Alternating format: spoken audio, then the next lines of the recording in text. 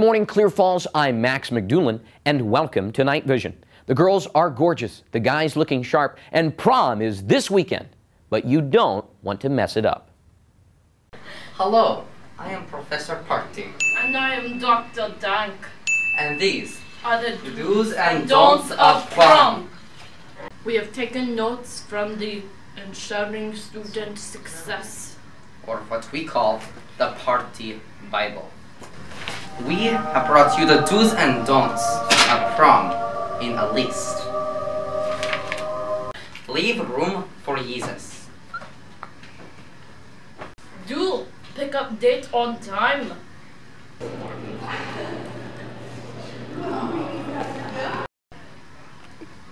Do take the snaps.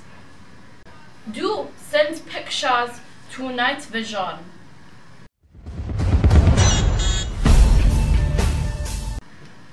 Do practice moves.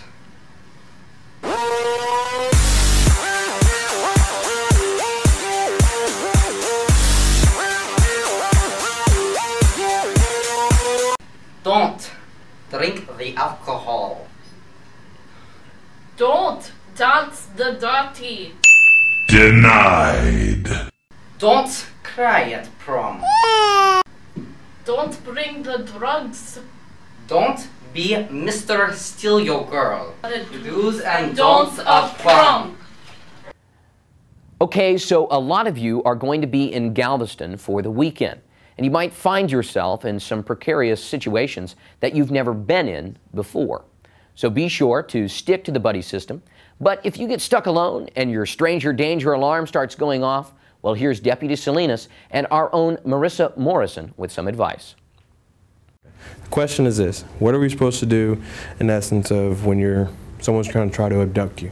What I'm going to do is do a couple of things that I've been taught over the years of being in law enforcement. And by no means am I a self-defense instructor, but I do know what it is on how to get out of certain moves. Okay, what's your name? Marissa. Marissa here is going to be the victim, and I'm going to be the actor. Of course, I'm in law enforcement, I'm not the bad guy.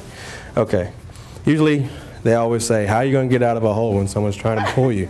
Okay, try to get out of my hole. Okay, what is she doing wrong? She's not working against the weak part of my grasp, which is where my fingers and my thumb are going to try to connect. So what we do is we stoop down low, move out, and get away, and push in and go the other direction.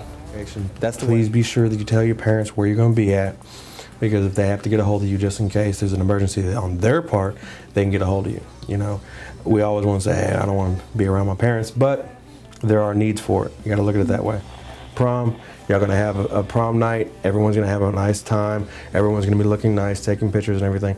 Let's pledge to have a good time and have a good, safe prom, and y'all can come back on Monday, and y'all can all have fun about it and exchange phone numbers and pictures and all that good stuff. So that would say, let's stay safe, okay? Okay. One more thing, you know our little guy, Andrew Fleming. Well, we tested an escape technique with all 4 feet and 50 pounds of him. So, you know in the movies when people duct tape people's hands together, we'll never fear even Andrew could escape. So here's how you could do it. All right, this is Andrew here, and today I'm going to show you how to get away from a little bit of a sticky situation. If somebody wraps their hands with duct tape,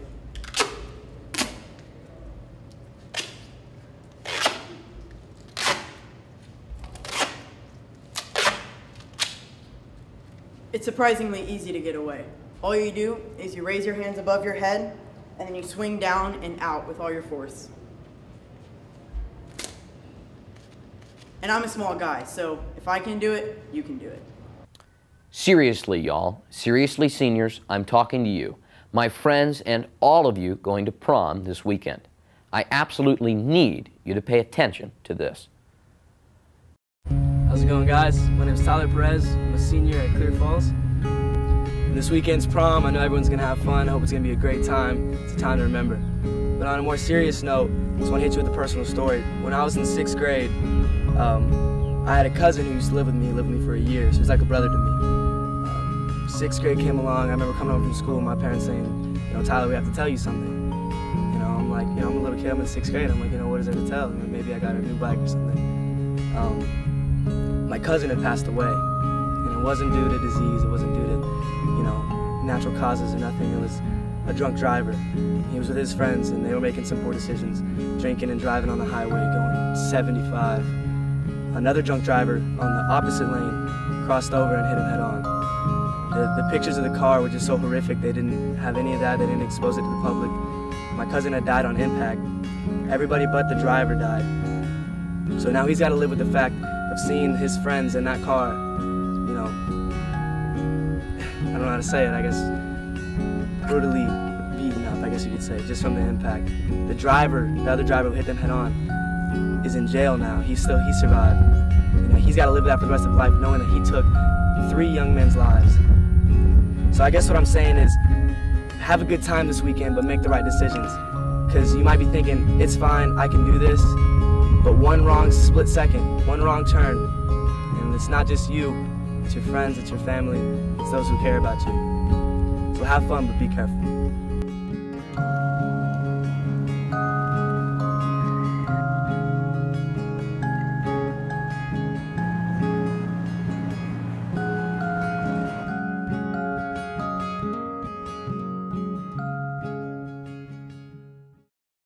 And I know everyone makes the excuse that there's no one else to drive or that it's only down the road. But really, call someone else to drive. You know, call a taxi, call a parent's friend, even call your parents for that matter. I'm sure they'd much rather get a call from you that you're drunk than a call from the hospital that you're injured. As senior class president, the other officers and I have put in a lot of work to make this masquerade ball a great event. We want to see you in all your best. Bring your mask. Mr. Schultz wants to see that smiling face to check you and your ID at the door. But then put that mask on, go on in, and dance the night away.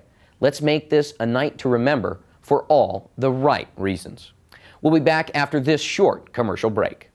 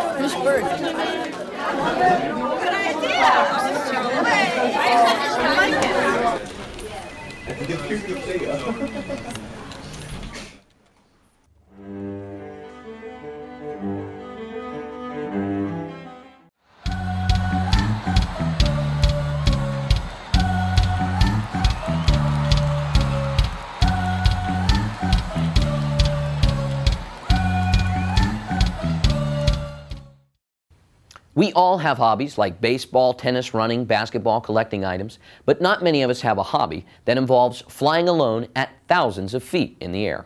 However, here on our campus, we have a young pilot on our hands. I spoke with Samantha Schaefer about following the flight path of her grandfather straight into the sky. Well, I first had the dream to fly whenever my grandfather was in the Air Force. And he said that he would try to pay for my flying lessons so I could possibly get a private pilot's license before I went into college. The most difficult part of probably learning how to fly is I've been trying to juggle with learning how to fly and trying to schedule my time and trying to, because I schedule at my own convenience, there's no strict schedule that the school follows. And in that case, I have to juggle school and flying as well. But other than that, the hardest thing with learning how to fly is making sure you have all the regulations down. Well, I think the best option for me, whenever I'm going to try and go to Embry-Riddle College and possibly do Air Force ROTC and try to become a fighter pilot, if not.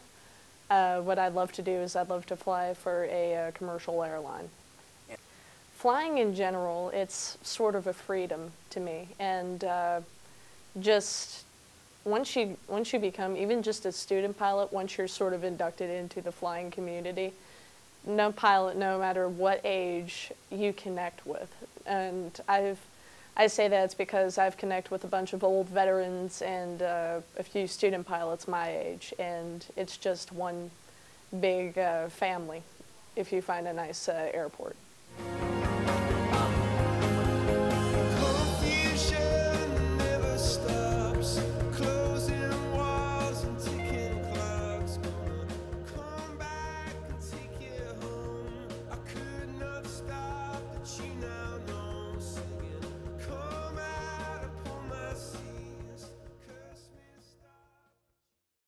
As you saw in the background behind Samantha, that was video of her very first night flight. She's finishing up earning that license now with just a few more hours, and who knows, maybe one day when you're boarding an airplane, you'll hear a voice come over the intercom and say, "Welcome passengers, I'm your pilot, Captain Samantha Schaefer." Clear Falls held an annual blood drive on February the 13th for every person that donates. 3 lives could have been saved. So we want you to now come out on May 15th and give blood to save 3 lives for our next blood drive event.